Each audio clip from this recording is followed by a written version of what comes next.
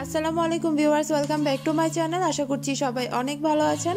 আজকে আমি আপনাদেরকে সেদ্ধ আটা, নরম এবং পারফেক্ট রুটি কীভাবে তৈরি করা যায় সেই রেসিপিটাই শেয়ার করব।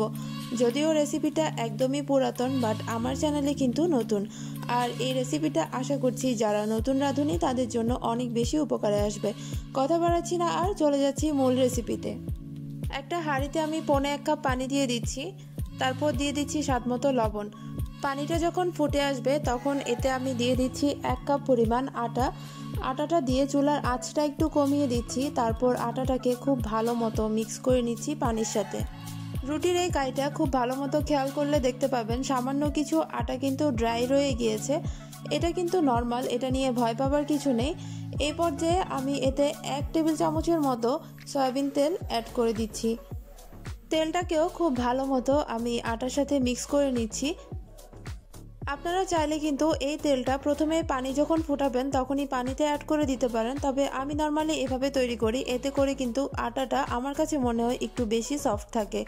এবার এই কাইটাকে আমি অন্য একটা পাত্রে ঢেলে নিচ্ছি, তারপর হাত দিয়ে চারপাশে একটু ছড়িয়ে দিচ্ছি। এতে করে কাইটা খুব তাড়াতাড়ি একটু ঠান্ডা হয়ে যাবে। রুটির এই কাইটা যখন হালকা একটু ঠান্ডা হয়ে যাবে তখনই আমি এটাকে খুব ভালো মতো মথে নিব।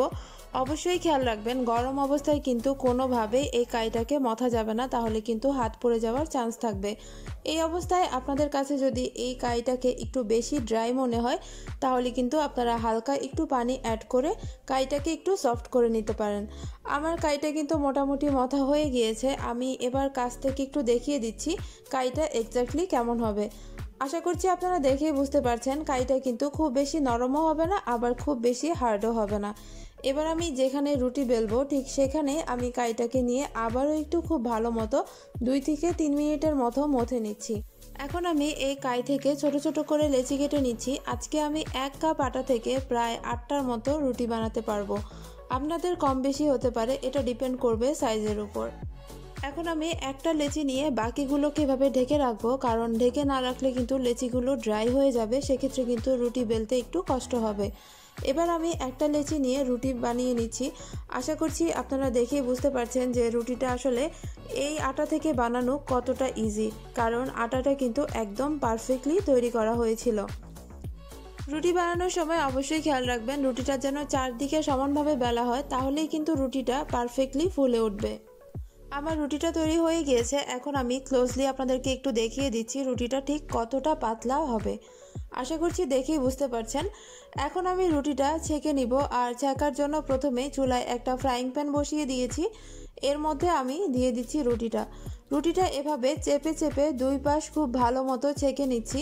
এভাবে একটু চেপে দিলেই কিন্তু রুটিটা পারফেক্টলি ফুলে উঠবে। দেখতেই পাচ্ছেন আমার রুটিটা অনেক সুন্দর করে ফুলে উঠেছে। যারা নতুন রাঁধুনি এবং রুটি বানাতে গিয়ে মোটামুটি হিমশিম খাচ্ছেন তারা কিন্তু আমার এই রেসিপিটা ফলো করে কিন্তু বাসায় ট্রাই করে দেখতে পারেন। আশা করছি নিরাশ হবেন না। একটা রুটি আমি আপনাদেরকে ছিঁড়ে দেখাচ্ছি, আপনারা দেখেই বুঝতে পারবেন যে রুটিটা কতটা সফট হয়েছে।